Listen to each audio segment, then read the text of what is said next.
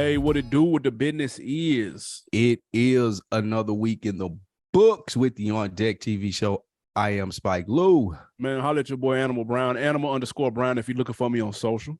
Absolutely. And I am Spike Lou on them same social sites. If you're looking at us on the YouTubes, you see we got a special guest in the building.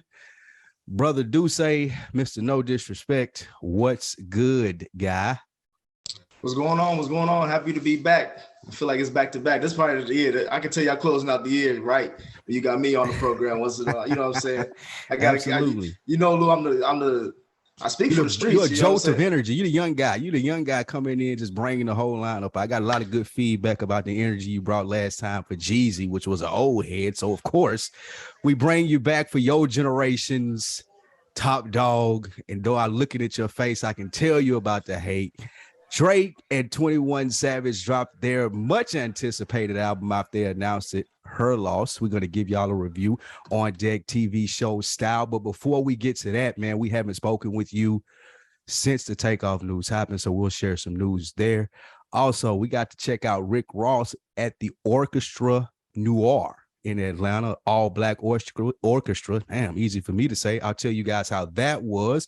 November is National Hip Hop History Month as well. We'll talk about some of our favorite moments in hip hop history things. But first, Animal Brown, I'll hand this one off to you. Last week, we got the tragic news about Takeoff and what happened to him in Houston. Hip hop shared their thoughts. We at the On Deck TV podcast would like to share our condolences. And on Animal Brown, your thoughts. Yeah, for sure. We recorded our episode Monday. We woke up Tuesday morning to this news. 28 years young, Houston, Texas. There's a lot of alleged information going on. We still don't know exactly what happened. You can kind of piece some things together if you looked at the video. Thank you, TMZ, for that. But shot, maybe friendly fire, maybe not. He and Quavo was there. First rumors was that Quavo got shot as well, but that was not the case. It was Quavo's assistant that got shot, as well as another young lady. Man, hip hop responded to this very interestingly, and there was a lot of course, condolences across the board because Takeoff seemed to be a very liked figure in hip hop. He seemed to be very low key, stayed out of the way. You didn't really see him in a lot of news. Quavo and Offset are more out front and center when it comes to being personalities in hip hop. Takeoff played the back seat. But you could argue he was the most influential out of the three with the quote unquote Migos flow. You could argue made popular by him for this modern time. We're not going to debate who did it in the 90s and all that shit. I'm talking about for present day. So it's an unfortunate situation. You hate to see somebody who allegedly wasn't even really in the mix for something to happen. He was allegedly an innocent, a bystander, and just kind of caught a stray, which just adds salt in the wound in a situation like this. So it's terrible news, but the reactions I saw across online were very interesting. But I'm gonna pass the mic first back to you, though, to see what your thoughts are. I didn't believe it when I first saw it. It was, of course, one of those things that happen overnight. You open your phone early in the morning and the algorithms are going to algorithm. That was the first thing that I saw opening up. So I didn't believe it. I set my phone down, did my little 10-minute morning routine, walked away, but then got back to it, saw that it was true. And, of course, it's unfortunate how it happened, man. And some of the responses, like you said, were interesting. Some of that we can unpack here, but I don't know. It was just surprising, man. It wasn't. It was random. It was random. I can't say, if I'm being honest, that it struck me like Nipsey when we were talking about that. If I'm being like putting these things together, it's just, and I understand the relevance and how important that Takeoff was. It just, I wasn't tapped into him that way, like that. However, it definitely is unfortunate that happened to the young man. He had so much life to live in front of him. But we're talking about, if I listen to him and turning on a song or maybe revisiting some of their stuff when I heard the news, it really didn't strike me to do that, but it did make me as sad as I was when I'm thinking about like the Nipseys and the Dolphs, just because of the impact that the Migos have played in the culture. in the 2020s. And speaking of that impact, Nick, and you're a lot younger than Animal Brown.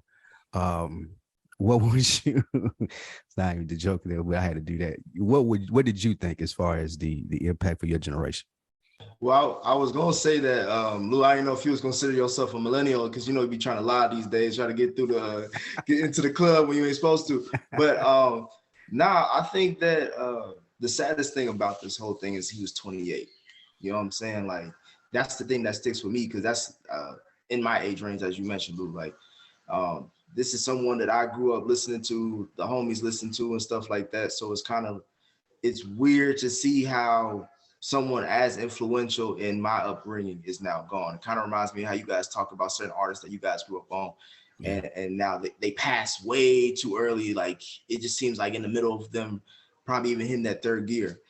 As we talked about, even though like him and Quavo were starting to do their own little thing too. So we don't know how far that could have gone, and just for it to end like this when I hit Child about it, I was just like, I didn't know really how to process. I thought the same thing. I thought it was fake because the story sounds crazy. Right. Yeah, it's not just randomly wild. But just speaking of the responses, AB, what were you going to say to that? I saw people trying to make it a hip hop thing, and I don't like when people try to lump incidents like this into making it a rap thing, bro. Unfortunately, people have been getting killed over dice games, arguments, disagreements, whatever the case may be, for as long before we've been alive. Mm-hmm. And so like I don't want this to turn into a rap thing, or you see people go, man, Justin Bieber doesn't have to worry about that. Well, neither does J. Cole, bro. Neither does Chance the Rapper, neither does Tyler the Creator, neither does Big Crit, neither does YB and Cordae. There's 1,000 niggas that don't have to worry about this dude because they're not, for whatever reason, in those type of environments. They were out past 2 a.m. kicking it with niggas that were strapped up, apparently. So doing whatever the case may be, they were doing, kicking it, having a good time, or at least they thought. A disagreement happened, things escalated very quickly, and it went left. But I don't like when the people paint this whole scenario with a major hip hop brush. I think that's a cop out. I don't like that, and I respect that the Houston police chief said that specifically. Don't make this a hip hop thing. Like I know rappers down here. I respect what they do. They do a lot of things for the community, blah, blah, blah, blah, blah. This is just an unfortunate incident that violence happens, unfortunately, in our community. And like, this is another situation. If this would have happened and no names were attached, bro, and obviously we wouldn't have heard about it, but this shit goes on. So I didn't like. I think that's kind of lazy when people do that. That's interesting that you say that. And I'll throw this over to whichever one of you wants to answer it. There's a narrative going around that being a rapper is a dangerous job. And it doesn't sound like from what you just said, AB, that you think that that's true. Would you say that being a rapper is a dangerous job, or is it just depend on like what you were just saying? J. Cole ain't worried about it. No, they ain't worried about it. Yeah, I think it's the genre. And I believe Waka Flocka came out and said that. He said, nah, being a gangster rapper is hard. He said that's dangerous because we know how it goes. There's a culture when it comes to the street that blends and blurs the line in between that and the professionalism or the business side of music. And sometimes those lines can blur and they can cross. And so that's when you get into situations like this. I'm gonna come clean. Not only is J. Cole not like a quote unquote street artist, but a lot of times he's not gonna be in situations like this, bro. He's not gonna be out at 2:30. Remember what old people used to tell us? Hey, it ain't really nothing out late past midnight. It ain't nothing out good past midnight. I'm starting to understand what they meant. I didn't get it at first, but now things be happening late night, bro. It really don't be in your favor a lot of times. A lot of bullshit be happening during the nighttime. And I understand. I kind of get the thought process behind the statement now. But no, bro, it's 100 rappers that don't have to worry about this shit because they're not associated with their life. It's a million niggas not having to check in. They ain't got to do none of that shit, bro. Like, niggas not pressing Lil Uzi. Bro, this nigga, like, nobody, they not looking at him like that. Now, if you a street nigga, you claim to be one and you rap, then people gonna look at you like that and they're gonna treat you with those rules. If you not, then they're not gonna approach you with that energy, in my opinion. I feel like two things can be true with that. On the lines what you're saying, AB, is like, the first thing is like, you kind of don't want to suggest like this is the reason why Takeoff may have passed or anything. It's just, right. you know, like you don't want to just dismiss it like that, because it sounds dismissive, like, oh nigga, you should have known better than to be out here right. dice late at night. But at the same time, it is just like that, like those are the warning signs that we grew up in. Like if you grew up anywhere that wasn't in a privileged area or in a more suburban area, then you understand that there's certain rules, official or unofficial, that you got to follow if you want to kind of stay clear. And unfortunately, this is one of those incidents that people are going to, you know, bring up when they talk to their kids, especially if they're in the entertainment industry, and be like, look, you don't want to end up like this dude back in the day over this, who was innocent, but you know how they always say, wrong place, like, wrong time. Yeah, wrong place, wrong time. There's always the good ones. You know, it's like those are those stories that get circulated because of incidents like this. And I just know, for me, I'm just thinking about Quavo's mindset throughout all this, because he was right there. I think they mentioned it, their uncle was as well, but I know he's like distraught. Like I can't imagine what he's going through right now. Yeah, it's got to be tough for them to deal with, and you wonder about his career moving forward. How much he even want to be into this. Doubling back to that question and your point, AB, I think it has a lot to do with professionalism, even versus being a street rapper or not. Because I would argue somebody like a Yo Gotti or a Jeezy at this stage in his career, even a Rick Ross, we just seen him at the Symphony. We'll talk about those guys. You can Gucci Mane even too now is a good example. I think that we take for granted in those situations how important it is to be professional. And I'm speaking of like not being in the gray in your transition period, having like the street niggas that really ain't got no purpose around but to have the strap and to shoot niggas, because that's how this happens. Right. Like it's a nigga that don't know how to handle confrontation, and he in the back, he see the breadwinner right there fighting, and now he pulling the strap out, all because this nigga ain't got no business in there. Yep. Like I can be out at 2:33 in the morning if I'm Jay-Z and Beyonce, because we had a big dog party. People in here are professional. They know how to handle themselves. So I think one of the biggest issues in the hip hop community is that level of professionalism. How are we willing to conduct ourselves, what we're willing to do? Like, I don't want to point the blame, and I'm not saying that it's anyone's fault, but a lot more should go into those people that are around you and them having a part. We talk about this all the time, AB. The people around you having a purpose, not just hanging around because you famous and they want to look good or they want to fuck the bitches too. Like if a nigga around you has a purpose, then he gonna be less likely to do some dumb shit. Even if it's answering an email, even if it's responding on IG and he the social media nigga, it can be small stuff. But just applying niggas some responsibility doesn't leave them as vulnerable to react in situations like this. And again, I'm not blaming anyone, but I do think it's an area of opportunity for hip hop to carry ourselves in a more professional manner. That way you don't get these confrontations like this. You get Quavo shutting that shit down. Like, I'm not finna yell back and forth with you about $200,000, bro. Like it's just disappointing that bro, they have an album out. You would rather hear them about recording an episode of Jimmy Fallon, bro, than to be out in Houston at 2:30 shooting dice. But that's all I'm saying. And I'm not saying that you're wrong, because you're right. I have no inkling to be out at like past midnight now. I don't know because of my age or what, but you're right. You're absolutely right. I don't want you to think that I'm saying that you're wrong in that situation. It does have a lot to do with that too. However, even if you are in those situations and you can't help it, being professional goes a long fucking way. And I think we really need to take a look at that in hip hop and start to carry ourselves in that manner. But let's be clear though, Ross has gotten into some shit too though. Oh yeah. Yeah. Ross has gotten into some shit. His car been shot up. He done been blackballed out of a whole city.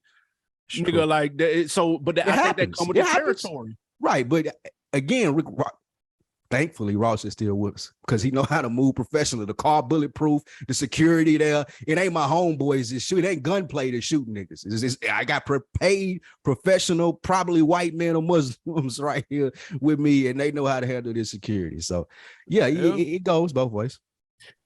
Condolences though, friends, family, fans. It's just a fucked up, tragic situation. You hate to see that shit. Absolutely. But speaking of Ross, moving right along, man, transitioning. You and I both attended. We were both in the building for the Orchestra Noir in Atlanta. They invited us out, man. They asked us to come be in the building to see. Absolutely, absolutely. Had Black excellence, so On Deck had to be in there. Just to kind of paint the picture for a lot of people, because I noticed a lot of people didn't know that this was going on. It's the first ever Red Bull symphonic, whatever the fuck they called it. But it basically takes a contemporary artist, pairs them with the big dog orchestra. This one happened to be all black, which was super dope. And there was like an opening act, violinist, and then a second act, which was a choir that was kind of doing renditions of trap music. And then the Ross thing, who he did a lot of records too, which was dope. So my question is, one, how did you feel about it? Two, who would you like to see do something like this moving forward? Man, this was a fly ass event. Black excellence was the right word. People were dressed to the nines. I'm kind of hot. I didn't know it was black tie like that. I would have came a little bit more official. But it was dope, man. It was Ross like had the frozen ice water ice on. It was jumping out of the building. I say that to say he was dressed for the occasion as well. But it just felt and looked good as far as being in a different surrounding and having hip hop there. It wasn't too prissy. It wasn't too uppity. However, the musical aspect, it's an orchestra and them doing their thing. They did a great job as well. They opened up, they played a couple of songs, they added some hip hop stuff to it. My man had the glasses on, the conductor, like it really fit. I didn't feel out of place. It wasn't like there were some white people up where I was, but not a lot. You know, they were looking. They were like sprinkled in there. Yeah, they kind of looked like they stumbled. They had season tickets to the venue or something, so they kind of stumbled in there like, hey, what's this about? Who's Rick Ross? They was kicking it too, though. Yeah, but the violin chick was great. The choir, it was a thin line, and I text Nick about this. And it's a very thin line between just, I'll let you talk about it, AB, but it was a fun night overall, man. I really enjoyed myself. I think a lot more of these should happen. If I had to choose an artist to do this with, I would choose Scarface. I feel like that he has some great musical numbers that he could play. He's really into music and symphonies and things of that nature. Hearing him in his interviews, that would be the person that I pick. And lastly, Rick Ross's song selection. That nigga had the play, like he didn't play a wrong song. Every song that you wanted that nigga to play with an orchestra, he played that motherfucker and he did his job. It was a great fucking night. I really enjoyed myself. Real quick, Nick, I'm gonna throw the oop to you. I know you weren't in the building, but from what you saw on social media and from the idea that you get, who could you see doing something like this? Well, I was going to join y'all, and then I seen the ticket prices, and I was like, oh, the resale was nuts. Yeah, I was like, yeah, Ross ain't worth that. Maybe Ross ain't worth that. I'll catch him on the next one. But I was thinking, as I was hearing y'all talk, I was thinking about maybe like Kendrick Lamar, because I saw him perform live. I think he has a lot of good, like when he was doing the To Pimp a Butterfly act, he was definitely in his like musical bag. I was also thinking like Tribe Called Quest. Like I think Tribe Called Quest, RIP to Fife Dog. I would love to hear they're all jazz instrumentation anyway. So I thought that would be a dope twist to add on to it. But no, I definitely like the idea. I like hip hop going into environments and buildings that we normally aren't like welcome to or even supposed to really kind of fit in. And I like how Ross is doing that. Like you said, like you could tell he was from the South and shit like that, but he got a little class with it. You know what I'm saying? So he turned it out. I'm glad y'all showed up for that. It was fly. Niggas was hopping out the limos and shit. And it was some fly shit, man. Yeah, it was super dope. Stupid random celebrity sighting. Tyrese was 2 rows behind me. It was dumb random. I was like, what the fuck? And he had the white tux on and everything. Yeah, it was that kind of event, man. That shit was fire. But no, it was a dope event. If I had to nitpick, I am a little bit of a sound snob, and I feel like the mic could have been fucked up. Yeah, the mic could have been turned up just a little. They fixed it about halfway through Ross's thing, but that was he kind of got drowned out by the mix of the DJ and the orchestra, because there was still a little bit of a DJ element that drowned it out just a little bit. I would have changed that. But other than that, though, like you said, his song selection was superb. He came out the very first song, and this is when I knew we was in for a treat. The very first song was off that Teflon Don, with that Tears of Joy. Tears of Joy. And goddamn it, I could have had an out-of-body experience hearing the orchestra play that shit, because that's my shit. I almost cried myself, nigga. Nigga, what? I was like, that's what we on. So he played the perfect B-side joints, and we know Ross's ear for production is top-notch. So he played the joints that you were wanting to play. So I put it up on social media, and somebody was like, yo, did he play Devil in a Red Dress? Listen, absolutely. Man, I was hoping you left it out so I could get to it, and he did it right too. Man. Like he stopped, paused for a minute, and he let the orchestra play that part That's Yep. the long instrumental and kind of just stood there and took it in. Oh, that shit was fire, nigga. Yeah. And the cherry on top for me was that Rich Forever. Like kind of he left out on that Rich Forever and just had John Legend in the background with the nigga doing a little thing like that, and we gonna be rich forever. That shit was fire. Nah, it was hard. It was hard. And ending it on God Did was dope too. That's how bringing the choir out for the man. That shit was hard too. I say this. I recommend it if it comes to your city. I don't know their plans, but if it comes to a city near you, I would recommend checking it out. Go see that shit. It was dope. So AB, you wasn't sitting next to Lou because I know you said everybody was decked down. He hit me up talking about something. Oh yeah, bro, he could come through and you ain't got to worry about no dress code. This nigga was dressed like he was Where's Waldo in a black tie vest. I was mad, bro. I didn't know that it was that though. I mean, I wasn't. I was a mix. I always keep that shit on, but it was mixed. I just would if had I known niggas was gonna come in there like that, I would have came too. Yeah, but, yeah. I just didn't know they was coming like that. Pause. If I had to pick an artist, and this is dumb random, but the 10-year anniversary of this album is next year, I would want to see Wale the Gifted in that setting. I think that should be super dope. That's probably my favorite Wale album, and it just happens to be an anniversary coming up, so I would do that. You're wasting a symphony night. Absolutely not. You're wasting a suit, a venue, wasting all those people's time. Came out there to play them instruments. Let me ask you a question before we move off of that, because I was wondering, is watching, do you think that those people had an issue with that are in the orchestra? Like, I was wondering, did they sign up for this and they cool with it, or was it just something? Mean? I mean, because my lyrics, they signed up to play classical music, not hip hop. This ain't really they bag. Like they've been doing this shit out. Some of them. Well, yeah. Some of them were hype. Some of them, I didn't really pay attention to it. I was just wondering what you thought. Do you think they was cool with this? Or it was kind of like, it's my job type shit.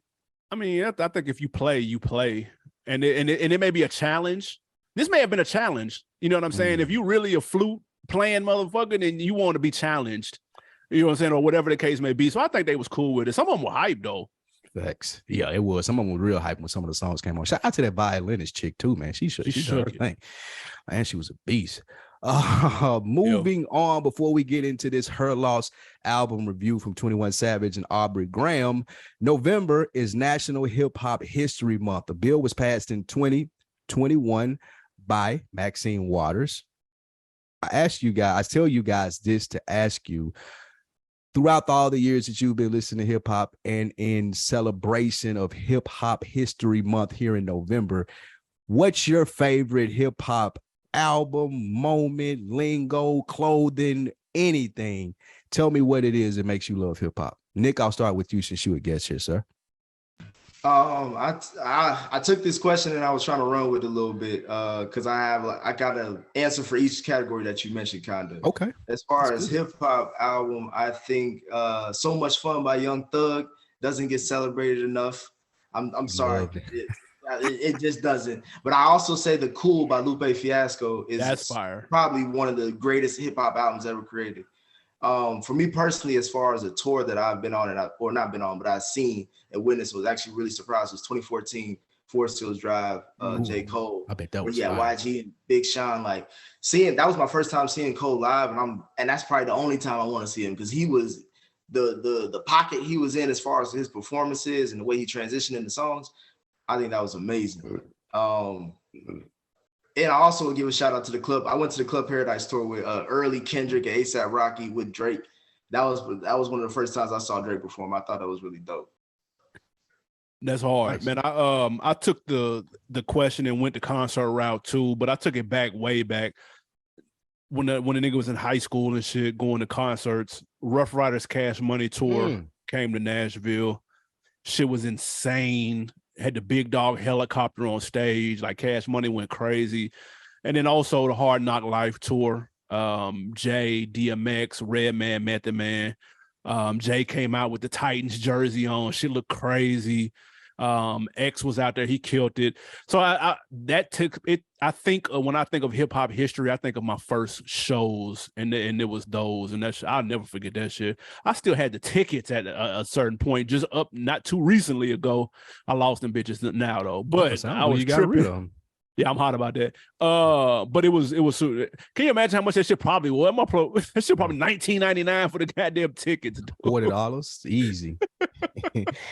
For me, man, it's the lingo and it's the style. Like it feels dope to me. Like you see someone, even in a corporate setting, Jay's on, and you can see the hip hop element to that style, or just the lingo and how we talk to each other, or how you can pick up on someone from the music they listen to, just from the things that happen in hip hop. Those are the two things that step out or stand out to me the most, because it translates. Whenever you go somewhere, like I always talk about, when we went to LA just to go to Nipsey's store, that's hip hop to me. That was one of my favorite hip hop experiences. It ain't like Nipsey was there or anything of that nature, but just listening to his music, seeing the fruition of that, being able to walk in there and see it. Going, and this Rick Ross thing, just being able to see hip hop culture, the style of it, the language and the lingo of it in so many places, and how it's grown from when I was younger and it being almost taboo to now it's being like the mainstream society. That's the biggest thing that sticks out to me about hip hop and hip hop history. If I were to do a concert, I went to the Jeezy 10-year anniversary concert of Trap or Die at Fox Theater. That was the best concert I've ever been to in my life, hands down. This Ross was close though. I ain't gonna lie. This Ross was right there with it. We're at the different element. We're at the point where we're getting these anniversary shows, and I really wish people would do more of that. Yes. Like I feel like it's the wave is kind of like, I went to the Bad Boy 20th anniversary and the Rough Riders anniversary, and that was super dope. But I'm went to No Limit too, didn't you? Huh? You went to No Limit too, right? No, I missed the No Limit. It kept the pandemic pushed it back, and we was like, man, fuck it. But I think the more of the singular anniversary shows, like with the albums, like playing that motherfucker from A to Z, like a specific classic project. I want to see more of that. Like a Good Kid, Mad City project. Like I'll tell you what the ticket would be for that. I don't care. In Atlanta, one night only.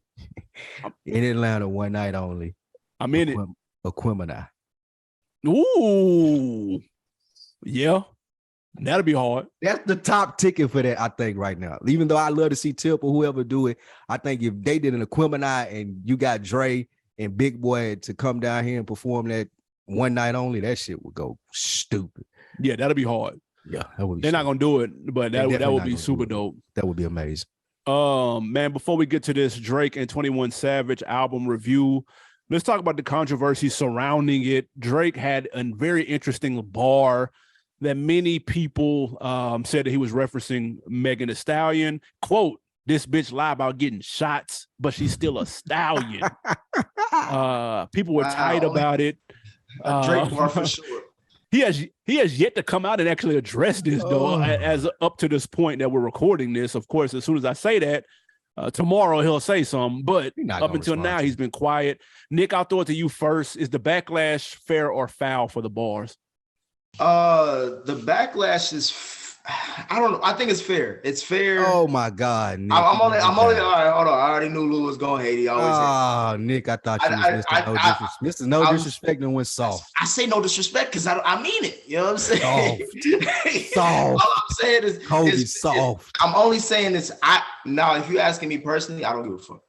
But I think it's fair because Drake knows he's a very strategic dude. Like, he ain't gonna just say shit and think like, oh, it's just surface level. Like, we've seen how he does album rollouts. We've seen how he does beefs. Like, he's a very strategic dude. So him saying that line, yes, on the superficial level, like you could say like he wasn't even talking about men. He talking about ass shots and women lying about it. Of course, everybody knows about it. Dr. Miami's iconic for it.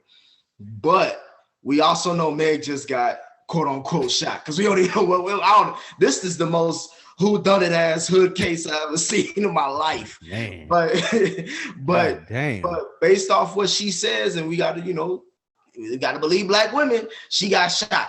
And so we don't know who shot her, but we know that she got shot. So him doing this, the double entendre is a phenomenal thing to put together. But it's fair for Meg to go off the way she did because niggas are cracking jokes. Yeah. Lou, what you think, man? You laughing, so you must see it the other way. I do see it the other way, man. I think people are just looking for shit to be mad at over the last 3 weeks, man. This shit started with Kanye West, and we've seen it spill over to Kyrie, and just people are fucking looking for things to be mad at. I saw Mark Lamont Hill on the day the album come out, say, oh, I'm not listening to this Drake for the disrespect that Meg. Like, bro, like, are we serious right now as a culture and a society? I don't think personally that he was talking about Meg. I do feel like the double entendre does apply though, and he knew how it would be interpreted. But I rap, dude. This is fun. Like, I ain't got nothing to do. Like, he wouldn't be here endorsing Tory Lane in any sort of way or fashion. This is just jokes. This album is that. It's lighthearted, just like that. Meg has a right to be offended to it. That's on her. All the other people that follow behind, though, and we're jumping on to critique Drake as well, I think that's bullshit. People are just looking for something to be mad at, especially over the last 3 weeks. Yeah, and I ain't gonna lie, emotions are definitely high in the culture right now. That is a fact. Like you said, over the last couple of weeks, Takeoff got killed for seemingly no reason. Niggas is just caught up in scandals that people may or may not understand. So it's a lot going on right now for sure. But with that being said, I do think I look at two industries as being boundary pushers and habitual line steppers. I look at hip hop and I look at comedy. Those are the two where somebody could say something where one person could be laughing their ass off and another person could take offense to it or feel some type of way, and neither one of them be wrong. So I look at this situation. If somebody was to tell me that this was a little distasteful, I wouldn't argue that it wasn't. I wouldn't do that. But to go to the point of hopping on Twitter, Instagram, Facebook, and writing 4-page letters about how people laugh at black paint, like all of that shit, bro. Like, it ain't, to me, it's not that deep at all. To me, and here's a thought. How about give him some bars back? Like, you rap, like, versus being or playing the victim and acting like, oh, I'm just so hurt by this. I do get it. It was a serious situation. It's not been resolved. I understand that. However, Meg can rap. Like, she doesn't have to go in and act like, oh, I can't believe y'all are siding and whatever. She got bars, bar this nigga up. I'm sure that will play a long way in her career anyway. So, like, you trying to set up a failure, Lou. I ain't even gonna try to. I can't. Man, that would be exciting. I want to see what that's a lose for Drake. That's a lose for Drake. Exactly. That's my point. So, like, if that nigga want to play games and put you in this scenario, then throw the ball back in his court, give him balls. He can't dish you back. No, he can't go too hard on you. Now you got the upper hand. To Lou's point, this album was damn near a diss to female rap because he came at she should have took the flag for the females and be like, okay, I'm riding for the homegirls. I'm riding for the stallions. This nigga want to play? Let's play. Drake was on one this whole album, but we're gonna get to that in a second. But you know what's funny? I thought first of all, I want people online, and I thought this was what I thought was unfair was people quoting the line wrong. A lot of people quoted the line as, this bitch lie about getting shot. But she's still a stallion. That changes the context completely, dude. Yes. And I was like, okay. And it's actually shots, which again changes, in my opinion, changes everything. And so the last bar too. It's one last bar that you. Yeah, she don't even get the joke, but she's still smiling. Like, so that's why I compare it to comedy. This was a joke, but again, you can't. Bro, this reminded me of when when Hove on 444 had the line about Future and the kid, when he was like, niggas in the future playing football with your kids. Yeah. Future was hot about that shit. So he was tight.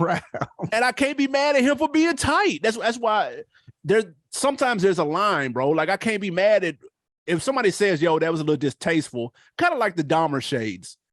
You know, the Dahmer shades was just a pinch, like, it could be, okay, somebody could kind of laugh at that, but then it could also be like, bro, like, terrible timing with that.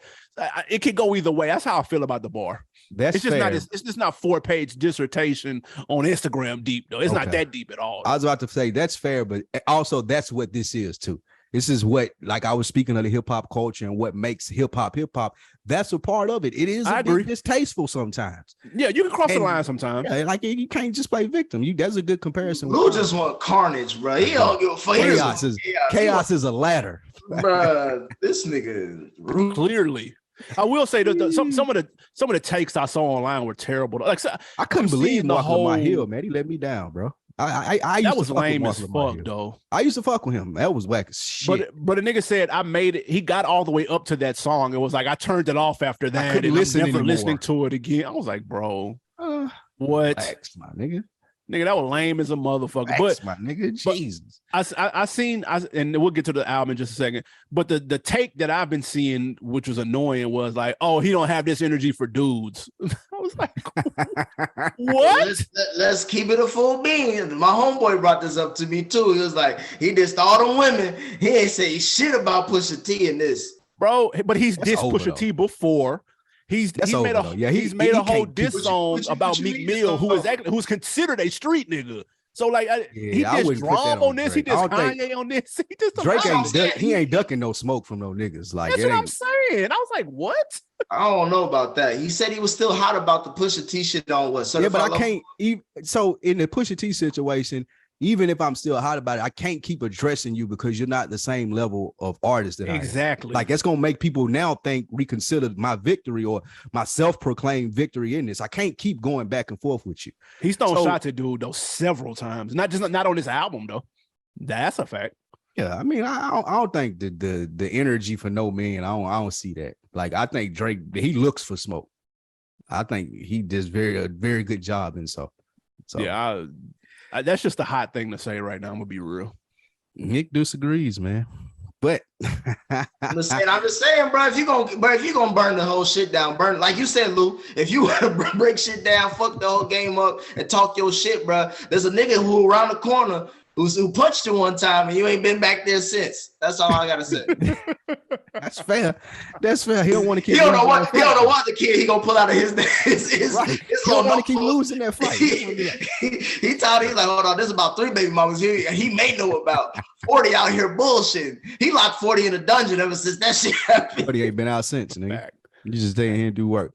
All right, this is the On Deck TV show, man. We are reviewing Her Loss, Drake and 21 Savage new project to drop. We got our guy Nicki Dusse in the building with us to go over these tracks. This album was pushed back a week. They said that 40 had COVID, had to get everything finished and mixed up. Hey, and get that nigga some goddamn OJ, some saltine crackers, nigga, and make sure he's straight so he can put his hands on this goddamn project. Like, we not letting this out until he met that mix on that bitch. We need that 40 on there. We need that on there. That's when Drake is at his best. I'll throw this right over to you, AB, the resident Aubrey Graham stan. What were your expectations for this album with 21 Savage attached to it? We didn't really have much time to get expectations. We had about a week heads up. They've had really good, strong collabs, especially lately. The Jimmy Crooks was really the only song a lot of people fucked with on that. Honestly, never mind. That got hella clock.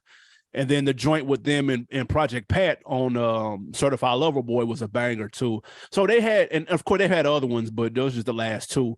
So they've had a track record of having some really good joints. I was looking forward to this though, simply because Drake is very, like you said, very strategic. He knows what the temperature was with that last project, so he had to bounce back with something that people would want to hear, that people were asking for. And so I thought his next move was going to be his best move. And so I didn't expect a collab project, but especially not What a Time to Be Alive 2, because that was rumored to come out earlier this year, and obviously we see it didn't happen. So I don't know what happened to that. I don't know if that turned into this. Either way, dude is not going to like just jump into anything and just be throwing out material like that. So I was looking forward to hearing what it sounded like. 21 Savage does his best work when he's featured with other people, him, J. Cole, JID. So I was curious. I was definitely interested in hearing this and this new Drake. So you already know I'm down. I don't believe he got a song with JID. Nick, what'd you think? It's banging too. Nick, what'd you think? My expectations was, I think we talked about it maybe a little bit last time I was on. I thought I was just like, if I get it, I get it. If not, you know what I'm saying? Like at this point, we hear so much about rumor collab projects happening, not happening. I think I heard about a couple others just today. So I don't know. I was, you know, when they first announced the pushback, I was like, here we go with the bullshit. We ain't gonna hear this until January, February, All-Star Weekend, some shit. He gonna drop it when motherfuckers getting, you know, at the dunk contest or whatever. But now my expectations, nonetheless, when we got it, was just more so who was gonna take lead. I think we talked about it last time, like who was gonna take lead, who was gonna be in what pocket, and I was kind of surprised by what happened as far as when we got the project. I was interested in this. I knew, well, there were rumors around the industry that Drake would definitely drop something before the end of the year came because of that dance shit. That wasn't for us, and he addressed it on this album. So with that being said, knowing that it wouldn't sound like that again, I was waiting for it. Like you said, AB, I'm not a stan of Drake, but I do appreciate how good he is at his craft. So when he's in his bag and he's doing his thing, I definitely want to hear that. So I was ready for it as far as it being rolling out or coming out. I think the rollout was great. The fake Tiny Desk, the fake Howard Stern, all of the fake stuff. It set the tone for the album. Yeah. And it's a tone that I think they were able to live up to throughout the album. Throwing that into it, I want to get to the initial thoughts. Nick, tell me what you think or thought when you hit play and you were going through the album. As I was going through the album, as Drake's fashion, I think most rappers with good ear quality for music, even 21, I'll put on this level. Like, you're gonna start off the album hot. Like I think this is, as far as when I was listening to it, it's very top heavy in my opinion. Like, they throw out the hits early, they throw out the records that I think a lot of people will be gravitated towards, especially I would say the first 11 tracks. But I definitely like how it started off. Now, as we got along, I kind of started, feeling like Drake overshadowed 21 a lot on this. It should have been probably just a Drake project featuring 21 on just like a only built for Cuban links, but Canadian version. You know what I'm saying? So I felt like it could have went more in that direction, or at least presented in that direction, because it just seemed like he got 21. I feel like Drake gets these niggas like 21 so he can feel dark skinned for a project or like for a minute, you know what I'm saying? Because he was talking a lot of shit. He was talking a lot of shit. So he was talking about mob ties with Jay Prince and Lou. You already know the stories we already heard about Jay Prince. So this nigga was talking shit. And I'm like, and then he got the titles like Treacherous Twin and shit like that. I'm like, bro, don't get 21. Don't let 21 get you out of pocket, my nigga. He over here talking about Serena, her husband, and some shit. This nigga sounded like a simp on Twitter. Like, bro, this nigga was wilding. But it was just interesting that that's what I was saying. Like, it feels like Drake used 21 for that energy, that kind of dark tone, that grit that he doesn't normally project himself. As you can see, when he naturally projects, it's honestly never mind, not this. So I was interested to see that Drake will use that, but he will also put 21 in I think awkward points in his album as far as the last 4 or 5 tracks. Like, I feel like 21 was really like damn near on some singy-songy shit towards like the end, and I was kind of like, I like how you were in the beginning. Don't kind of like. That's why I think Drake was like, you know what, nigga, just get out the booth. I'll just finish the rest of this shit. I'll finish this shit. I'll finish it myself. It'll sound good with this Isaac Brothers sample, nigga. That's a fact. AB, what were your initial thoughts? Bro, I thought it was doing what it was supposed to do. I could tell who took the lead early. Who do you think took the lead? Drake. Drake obviously was taking the lead on this. You could tell by the rollout. That's a Drake rollout. Facts. Let's be very clear. Just show up. I'm gonna ride the ship right. Just show up. Yeah, that's a fact. And that's okay, because I feel like 21 Savage played a good co-star, and he's different enough from Drake to where there's a little bit of a balance between them. Like, for an example, I think Future's a better artist than 21 Savage is. So he and Drake, and I think Drake took a little bit of a backseat, just a little bit, to Future on that project. But he can do that because Future's more versatile. 21 Savage has one lane. It's monotone, yeah. Just one. I think he tried to harmonize once on here, and it was obvious that Drake wrote that. So like, but Drake can do 21 Savage to a certain extent, meaning he can rap over those type trap beats. And you know what I'm saying? And he can dibble and dabble in the shit talking a little bit, but then he can also still do him. And so like, I thought it worked when I was listening to it the first time, and I heard it in the gym the first time, and that motherfucker was like, I wasn't controlling it. The gym owner was playing it, and that motherfucker was playing them bangers. I was like, yo, this motherfucker going down through there. Hey, that's what I'm saying. He was playing the top half because that shit was nuts.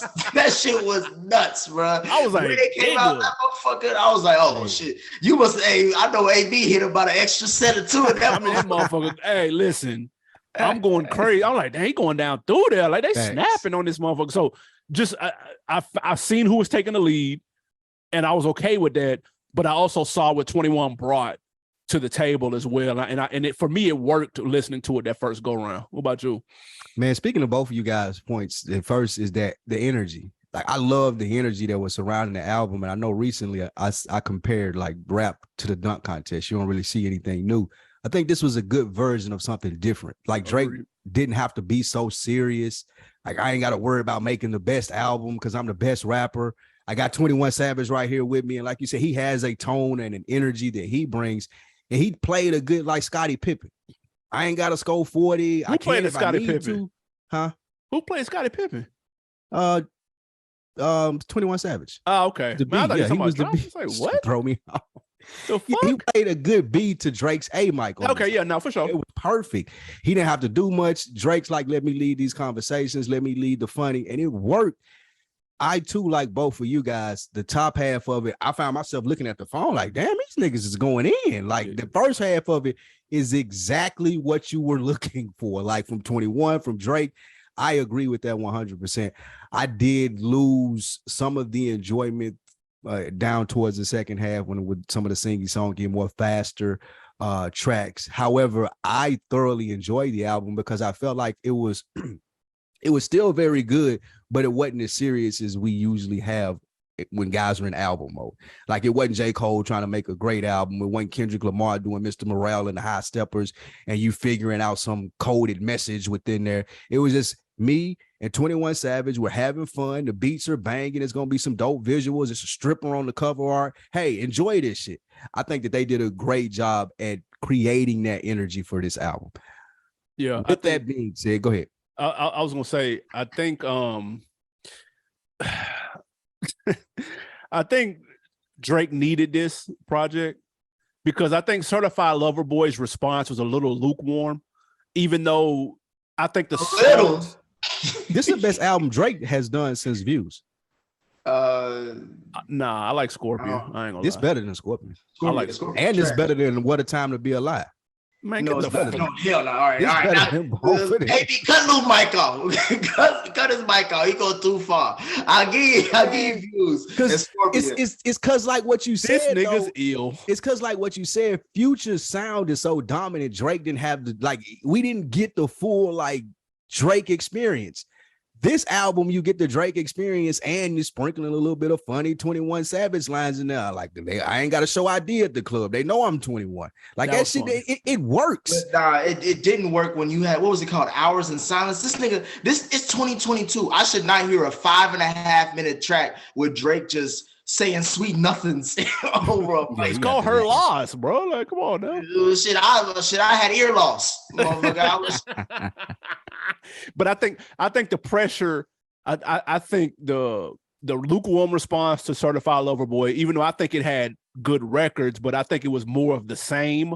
And then so he went a little too left with Honestly Nevermind, which I'm sure will slap in Dubai, but stateside it didn't quite hit like that. So he needed something refreshing. He needed something that would work. And I do think he pulled it off with this. I think this was a good idea. I want to know how long this was planned. Like, whose idea was this? Did they know this before Honestly Nevermind and Jimmy Crooks? Was these all Jimmy Crooks sessions? I want to know how that kind of worked out. But I think he needed this, though. You need the documentary? I'll take it. I'm here for it. I definitely would. But I think with Drake, I feel like this, as you were talking about, like the criticism of Certified Lover Boy, I feel like with Drake now, whenever he receives those criticism, he always does have to go back into the lab and be like, okay, I got to prove something once again. Because I feel like in his mind, he thinks he has more than one classic. So he feels like he shouldn't have to do all this extra shit to prove that he can rap and he can do all this other shit, or he can actually create quality music. And I feel like those are all these different variations of genres of albums that we're getting. It's just him saying like, fuck it. If I can't make, you know what I'm saying? If I can't be a master at something, I'm going to be a master at none. I'm going to do it all. You know what I'm saying? Like, and I think that just helps and hurts his case when you're talking about where he ranks. But even now, when you're talking about the albums that he drops, you can't really see like what direction he's really in, because he's all over the fucking place. Like you said, in the last 3 years, we got his own solo album, a genre blending, reggae dance hall album, and then now you got this street project, quote unquote, with 21. It's like, and before that, it was a double disc So it's Yeah, with that was one like, side being all rap and R&B. another it's side like, being damn, rap. nigga, like what who are you in these sessions with? Like who the fuck is giving you direction? What's the game plan? I think that speaks to his versatility, though, in my opinion. So That's to me, that's an excuse to say like well, I was about to because ask, if all these albums is mid, then let me ask what you are this being though. versatile in? Let me ask you this to make it not an excuse. I don't think that J. Cole or Kendrick Lamar could do an album with this tone and it still be considered good. Like Drake is, like I said, he's not as serious. He didn't put this album out for it to be considered a classic. However, this is one of the best projects in his discography. I don't think that J. Cole could take this approach and be like, hey, I'm going to do a random throwaway. I ain't taking it serious. It ain't that type of vibe. And it still be perceived like we perceived as Drake and 21 Savage. Like he did for you. Like his idea of this is For Your Eyes Only. Kendrick's idea of this is probably Mr. Morale and the Big Steppers with Kodak. And their ideas of this, they're good, but Drake just did it better, and it was lighthearted.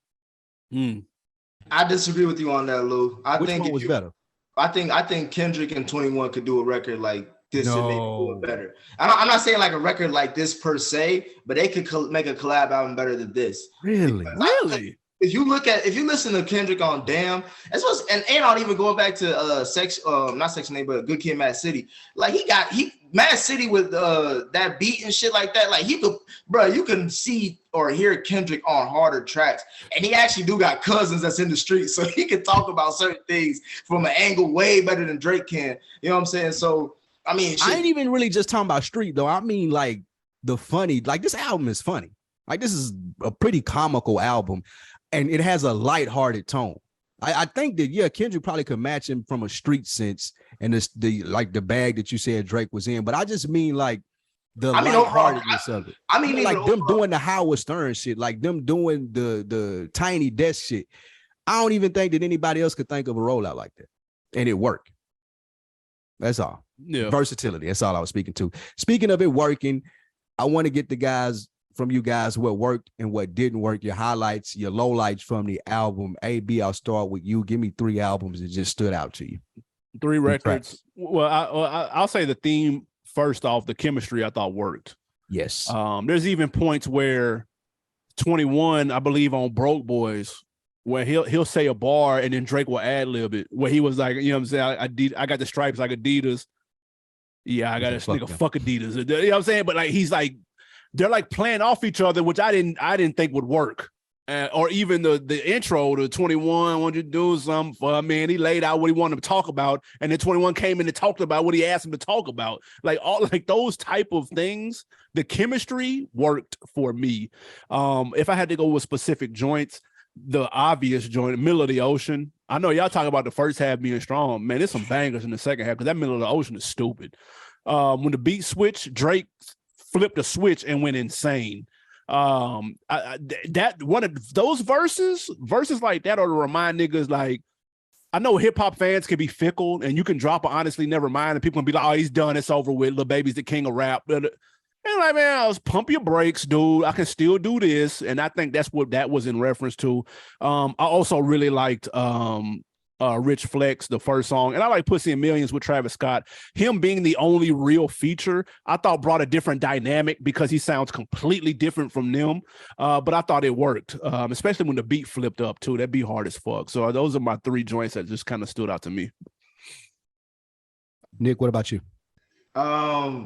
I actually will agree, like Middle of the Ocean. I did agree with that. But I do find it funny that we just asked Drake to rap good for one track. And then we be like, oh, this nigga good. We don't got to worry about it. Like, we know he can do it. I'm not saying he can't. I'm just saying like he rap good one time. And we be like, all right, he can fuck all your other shit. What did he say on Scorpion, nigga? Classic, just 10 of these. He could just sit and make 10 songs of that, and everybody be like, "Oh, but you ain't gonna sell no records. You ain't gonna play in a club. You're not gonna get no radio spin. You gonna get that Dubai spin." Yeah, I can tell you, I can make 10. Talking about? I can tell you, I can make 10 threes in a row. AB until you see it, you ain't gonna believe it. But I will say, as far as the tracks that I like, obviously like Rich Flex. I like Back Outside Boys, Privileged Rappers. Y'all know I'm from Cincinnati, bro. That Ozzy Brothers sample and come on, yeah, I fuck with it. Of course, that Pussy in Millions. I mean, shit, 2 of the top 3 things I love the most. You know what I mean? Those are definitely good picks. Hey, what For about me- the drama, the drum slights on Back Outside, boys? Did you peep that? You see his response? I peeped it a lot. Well, I was What did he up. say? He was Go ahead. pissed. That Drama nigga- was? Yeah, Drama was like, nigga, you bringing that shit back up, nigga. It ain't like you did anything. But I ain't gonna lie. He did say his bodyguards. He said his bodyguards worked me though. But still, nigga, you didn't do shit. He was on that type of time. Boss, I ain't got to, nigga. That's why, Yeah. that's why I do these raps, nigga. Bruh, I ain't got to whoop your ass. They had drama The responding. professionalism I was speaking about. They had drama on Twitter responding to this nigga waking up from whatever slumber cave that Winnie the Pooh sleep in, talking about some why Drake talking shit still, why? I was like, bro, Niggas You didn't already even know. know about that incident like that, bro. That nigga was It at was the Boogaloo. He was talking about on track in Middle of the Ocean. He was there. Listening, reading drama tweets, laughing, eating grapes and shit. That shit was funny. For me, if I had to go with what works, definitely Rich Flex. That was a hell of a way to come in on this album, man. I way to go on that. Also, for me, Middle of the Ocean that's my favorite version of Drake right there. Like That's a lot of people's favorite version. I don't need to sing songy shit.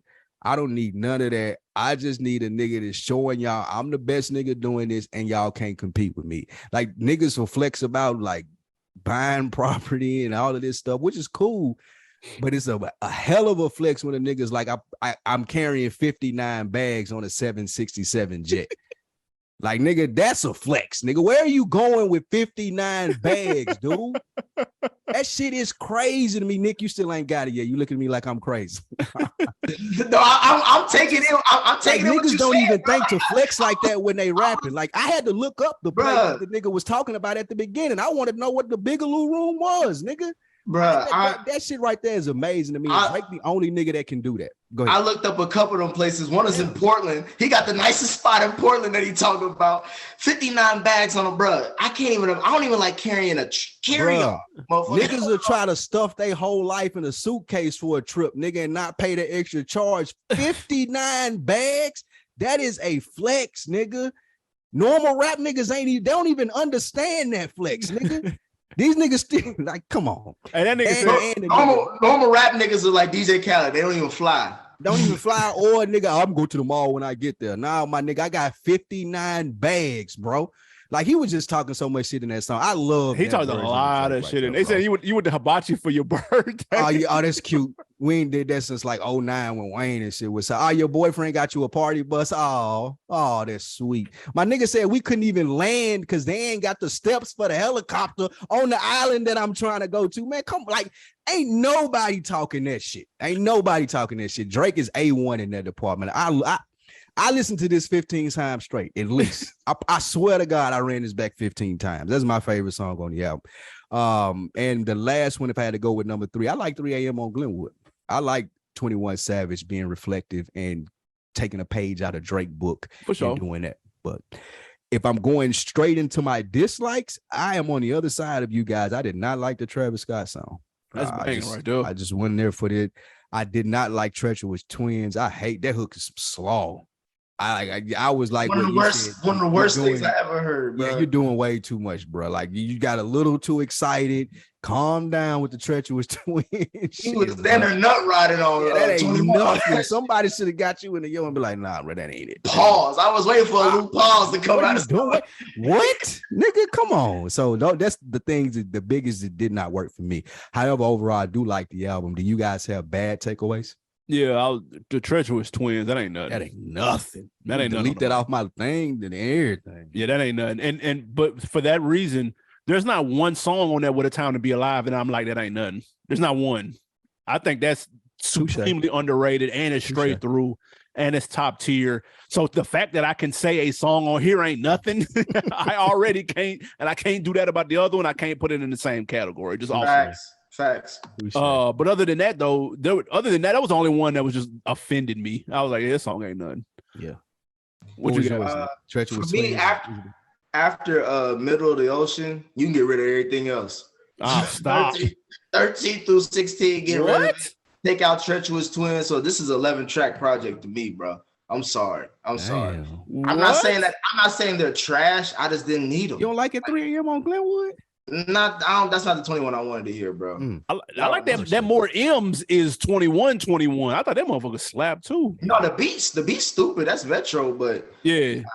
The one thing I will say, I was surprised that yeah, we got to give Yachty more credit on how talented he is as a songwriter. We don't. No, yes, we don't. We do though. Yes, we do. No, as we a ain't really got songwriter, because he helped Drake flow on a lot of these beats, and I can tell he helped him on that, bro. He wrote that Meg line. You said he came out and explained what it was. That nigga wrote it. Yeah, I mean, I heard him on the he on the ad libs on that. What is that? Back Outside Boys? I think that's him on the ad libs. Yeah. He all over this project. He's kind of he gave it like how The Weeknd helped Drake with Take Care. He helped him with this project. I didn't know Yachty and Drake was good friends like that. Drake credits Yachty to like his recent success, like his friendship. And you hear how Lou trying to phrase it, man. The fuck? Hey.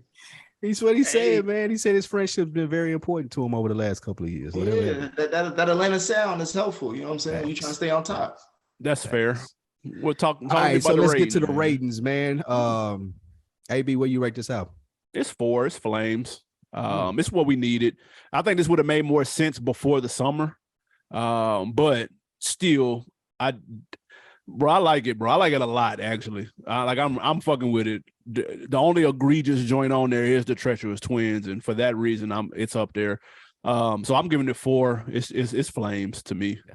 Nicki Dusse, what do you rate this 1 to 5? I'll give it I was gonna say 3.5, but then on a good gym day, I'm gonna give it a 4. So I'm gonna give it a 4. I think it's my only thing with Drake projects is that I don't know, like in 6 months from now, am I listening to this? Like, am I going to 2023 with this? Yes. And by this time next year, am I still bumping it? Like, he makes a lot of McDonald's music. The commercials be fire, but the meal don't stick with you for that long. You know what I'm saying? So that's why. But I do like what I hear, and it's definitely gonna be. I got a lot of gym playlist shit off of this. I will make it a clean sweep. It goes 4 for me as well, man. I really enjoyed this album. I really enjoyed the tone of it. I enjoyed that Drake was able to have fun. It switched the tone up in hip hop for a moment, made people, realize not having to be so serious as far as when the albums are coming out. I enjoyed this. I enjoyed it a lot. I'll double back to it, saved a couple songs to the playlist. That Middle of the Ocean I'm gonna listen to again once we get done recording tonight. So I'm definitely giving it a 4. I think to Nicki's point though, the replay value, whether that it will stick or not, is what keeps it from being a 4.5. Yes. In my opinion, for me, because I can't, again, this one song I just flat out was like skip. And so traditionally when you say that, when you got a one song skip 16 track project, you would think it would be higher than what we're kind of putting it, but it's the replay value. It's nothing super deep on here. It's nothing super, they're not reinventing the wheel, so to speak. You know what I mean? So for that reason, we got to keep it a buck. It's flames. It's going to sound great in the whip. It sounds great in the gym. You know what I mean? So if I went to the club or if I went out at all, nigga, if I went to the Hawks game, they're going to play a song. It's going to sound good at the Hawks arena. You know what I'm saying? So for that reason, that's why I keep it flat at 4. For anybody that's like, damn, y'all show praising it just to give it a 4, that would be my reasoning behind it. I think 4 is good, though. Yeah, no, for sure. True. All right. So that is our review for Her Lost at Drake and 21 Savage new album from the On Deck TV show. You guys make sure you let us know what you think. What do you rate the album? Leave it under the IG post. Leave it under the YouTube comments. Rate, subscribe, like, do all of those great things. It shows you engage with the On Deck TV show. Before we get out of here, we got some wins and some losses, excuse me. First one, Halloween just passed. And your man, AB Fab, was in full Halloween mode. If you didn't see Fab, he dressed up as O.J. Simpson. Yes, O.J., he had the white Bronco. He had on football pants, pads, and Air Force Ones. AB, win or a loss, Fab's Halloween costume. This was an L, bro. He had on the jersey and the football pads under the jersey with the helmet and everything. The white Bronco almost saved it because that motherfucker was clean. But he had to perform in the club with the full pads on. He looked ridiculous, bro. That's an L. Nick, did you see this? I didn't see it, and I'm glad I didn't see it. The fall off of Fab is staggering. It's almost, if we cared about him as much as we cared about Kanye, we'd be talking about him in the headlines too. Hey man, yeah, he too grown to be doing that shit, bro. Come on, bro. Niggas break up with their girls, their wardrobe start to be the first thing that you notice, man. And since Fab and Emily ain't been together, it's been. But he got a OJ closet. Like, come on, bro. Oh no, I think she was actually putting the clothes on him. Like, no, she wouldn't have let this fly. No, she wouldn't have let this. Because they usually get busy for Halloween. No, that's what I'm saying. It's a lot of shit that she wouldn't have let fly here within the last 2 to 3 years since they don't think they've been together. Like, there's a lot of misses from Fab when it wasn't no misses damn near for years. This is why you need a gal without a miss. This is why you need a quality gal on next to you to be like, hey, I'm thinking about running this OJ Simpson for Halloween. Man, nigga, what? Yeah, pads and all. Yeah, I'm rocking the shoulder pads and everything, babe. Like, this is why out of here. You need a quality girl. You need common sense. That too. Next for the wins and loss, artist Baby Racks. He was previously signed to 1017 by Gucci Mane and dropped the same day after refusing to go to Houston after hearing the news of Takeoff's death. Win or a loss, AB? Yeah, the first rapper to get signed and dropped in a 24-hour span. That's obviously an L. But at least now you get to hear the name Baby Rack. So if you weren't familiar with him, somebody might check his shit out. He might be tough. I didn't, because I just thought the story was hilarious. But I don't know, was that worth dropping him though? I don't know about that. Yeah, that seemed kind of strange. I think, well, they were trying to get him to go to Houston to perform a show, and he refused to go. So I guess that is like reason to cut somebody. Yeah, I'm gonna say for a nigga named Baby Racks, who the hell does he think he is that he can decide where he can and can't? I was gonna say if I was Gucci, I would be. If I was Gucci and I said, nigga, this is Houston Street, your ass better be on that motherfucking block tonight. And nigga, yeah, like you telling me the reason? Like, bro, I got security in there. Takeoff. What that got to do with you, nigga? You don't even know where you gonna be at. Where you got dice in your hands? There's gonna be 3 people here, bro. We're gonna search all 3 of these niggas, and none of them are gonna bother you, my nigga. If you don't go show up to this show. Some of these niggas think it's a barbecue joint they pulling up to with your goofy ass. I know half the niggas in here. I paid them to come. I have to drop his ass too at this show to come to your show, bro. That's probably what Gucci Mane was thinking. So yes. All right, last win or a loss before we go on deck of the week in our put-ons. Freddie Gibbs teases a joint album with Tyler, the Creator, and Little Bootsy says his joint album with T.I. is better than her loss. Is this a win or a loss, the joint album influx, now that Drake has done it again? It's a win for the Gibbs and Tyler, the Creator. I wouldn't mind listening to maybe an EP of that. The T.I. and Boosie, bro, stop, bro. Like, Boosie need to go ahead and stick to the Vlad interviews and the IG lives. Music? We talking about music from Boosie? Respectfully? No, that's a skip. This book was good. He could team up with anybody, nigga, and I don't want to hear it. Nick, what you think? You waiting on that either one? No, I think the Freddie and Tyler Creator joint, I definitely, if you had to ask me honestly between Drake and 21 and Freddie and Tyler, I'll lean Freddie and Tyler just for more of a, I think it'll be more musically inclined and we get better raps. But you can keep that, whatever the fuck project Boosie and T.I. was going to come up with. I don't know what the hell that was going to be called. T.I.T. I don't know what it was going to be called. But yeah, T.I.B. I wonder how Lil Boosie convinced T.I. to do this. Cause T.I. chilling, man. He doing his comedy shit. Like, they son's cool, so it probably like stemmed from there. But I know it was a whole lot of T.I. saying yeah, and not planning on doing it, and finally had to do it. Like Boosie pulled up the studio in the truck. My nigga, we just come outside and record. There ain't no way in the world, bro. Man, so those are the wins and losses. AB on deck of the week, please, sir. On deck of the week, shout out to Knife Jennings, commented on our top 10 pop B-sides episodes. He said, damn, fellas, how y'all not gonna mention Vince Staples when it comes to funniest rappers? I mean, he be serious as hell with his takes and opinions, but comes off so funny to me. Dope show as always. That he is 100% correct. We completely forgot to mention Vince Staples. Good call. And dude is funny with a name like that. That is funny as well. Name is funny as hell. Appreciate the comments, y'all. All right, man. What you got to put us on, AB?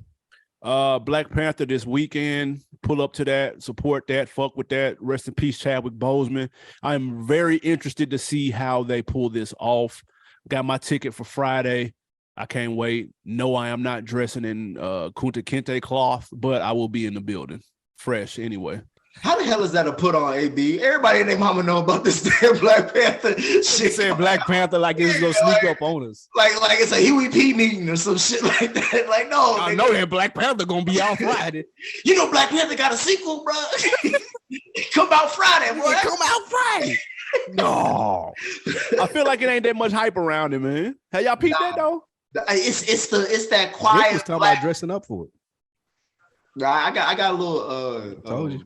I got a little Disney Plus, you know, a little package waiting for me. But now I got the reason AB, to your point, a lot of people are more like they're gonna go see it in droves, obviously, to support, but it's more mum's the word because they don't know how the fuck this movie gonna be. Exactly. It's basically like making Iron Man 2 and Robert Downey Jr. passed away. It's like, exactly. How are you gonna do this? Like, you know what I'm Niggas saying? a little skeptical, like. They lucky they got a lot of black women that you can't really shit on it. You know what I'm saying? Angela Bassett in it. Like, you got, what's her name? Lupita's in it. Like, you got some other motherfuckers, the old girl from Walking Dead. Like, you got people that you can do some shit, but the story got to hit. This is one of the rare few comic book movies where the story actually has to hit, because anything else is going to be bullshit. Facts. That's a fact. Nick, what you got to put us on? I think, I don't know if we mentioned this the last time I was here, but I'll put this motherfucker out there. Shmino, Love for Rent. I think that was a good project. If you haven't checked it out, he's kind of like, if you don't know who he is, he's an artist who's really popular with like the Earth Gangs, JIDs, that kind of crowd, that kind of vibe. And I think this is he's dropped a lot of music, but this is one that caught my eye. I think it's one of those records that you can just play through. I don't really think there's any skips. So if you haven't checked it out, Love for Rent is my put on. Nice. I heard a lot about that Sweeto album. I heard it was banging. From St. Louis. Absolutely. Mine is the Murdoch documentary on HBO Max. It's about it's called Low Country. It's about this family. I watched it on Dateline. It's been a story for about the last 3 or 4 years. They were stealing millions of dollars. He was a lawyer stealing from his clients and shit. Killed his wife, killed his son in a boating accident. Got the shit all started. It's a dope ass Dateline episode about it. And there's also a 3-part documentary on HBO Max. It's called Low Country, the Murdoch Dynasty. Kind of to give you a fictional part of it would be like Ozark. They from that part of the country, low country or whatnot. They had a lot of money and shit, and some crazy shit started happening around them. Very interesting story. Hope the doc is good, but I'm starting it tonight. I can respect it, man. Did y'all know Black Panther got a sequel coming out this run? Hey, man, triple salute to everybody listening. As always, Go vote. Go vote. Let us know what y'all think about that 21 and that Drake album as well. YouTube, IG, all that good shit. Nikki, where can they find you, bro? You can find me on Twitter at WESISI number 11. You can also follow me where Lou, and a few of the others, Frames Per Second Podcast at FPS Podcast. That's our handle for IG and Twitter. We also have a good Reddit community. Make sure you check us out. Same handle, FPS Podcast. And we review movies, TV shows, all types of stuff, have discussions. And we're actually going to be doing the Black Panther sequel live November 16th, Wednesday night on YouTube, youtube.com/FPS Podcast. Yes, sir. Anything else before we get out of here, bro? That is it. It's the On Deck TV show. We appreciate y'all tapping in. Go rate, subscribe, like. Let us know that you love us. We out. Yes, sir.